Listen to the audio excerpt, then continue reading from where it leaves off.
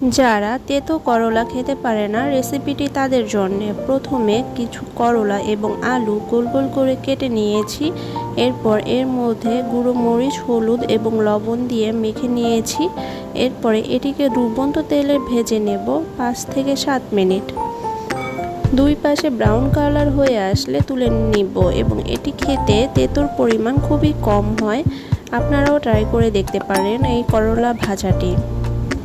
আমি আমার চ্যানেলে প্রতিদিনের ঘরোয়া রেসিপিগুলো আপডেট দিয়ে থাকি। যদি আপনারা আপনাদের প্রতিদিনের রেসিপিগুলো আপডেট পেতে চান, তাহলে অবশ্যই আমার চ্যানেলটি সাবস্ক্রাইব করে আমার পাশে থাকবেন এবং আমাকে উৎসাহিত করবেন।